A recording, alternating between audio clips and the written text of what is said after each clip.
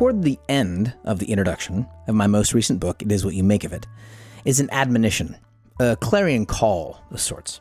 It reads this way. I know that there's a virtual army of contentious voices around you screaming that life, quote, is what it is, unquote. And particularly in places where you feel stuck. Your work life is what it is. Your social life is what it is. Your physical health is what it is. I'm saying that's all garbage. Your life is not just a set of stale circumstances that are what they are, without any hope of change or improvement or transformation. I don't know exactly where that voice is coming from in your particular life, but I want to help you locate it and shut it up forever.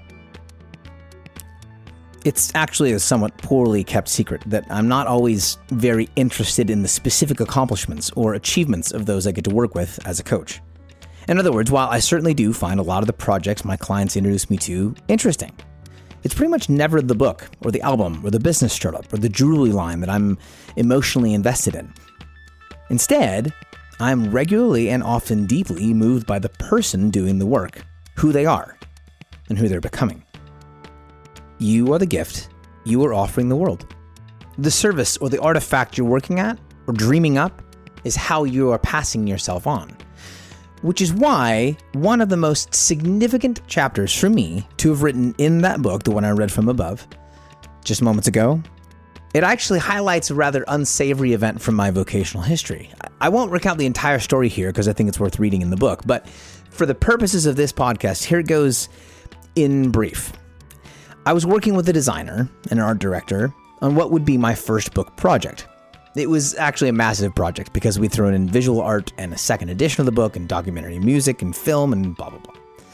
So having bitten off way more than I could chew in the time that I gave us as a two-person team, I was stressed. We passed our first self-imposed deadline and then another, and then I realized how badly I needed to get this thing done, turned in, and made available for the tour dates that I'd booked to sell it. In my stress, I blew up at one of the customer service agents who was employed by the printing service we'd hired to make the book. We'd had a few errors come back, and we submitted the file over and over again and kept getting the same set of errors, and that was our fault. But then I kind of lost it. I don't remember exactly what I said at the moment, but it was pretty insulting. And the young man on the phone took it personally.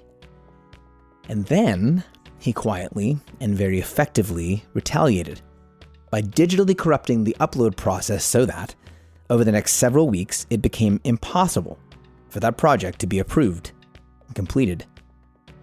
Eventually, my partner took over conversation with the printer and we got the thing done. Honestly, I've always been decently happy with the project. It's not great, but the most important aspect of that entire process was that I realized I didn't like who I'd become while making it. And that being someone I liked, someone respected by partners and workmates and readers and listeners, someone who actually respects and honors partners and workmates and readers and listeners, was not only more valuable and more desirable, it's more enjoyable. I am the gift I am giving in and through my work. It's not the service or the artifact I'm working at or dreaming up. It's me through what I'm making, which is why, along with 4:30 a.m. wake-ups to ensure that I put my most focused work hours in when my head is clearest, I do the work of ensuring that my head can be clear at all. I see a therapist, and I have for many, many years. I work with a spiritual director. I get exercise, and I sleep. I'll find myself in the middle of sessions, 2 or 3 sessions in with a new client, and hearing the hesitation and confusion on their end while I'm asking them about how often they get outside and what time they're getting to sleep or what they're eating.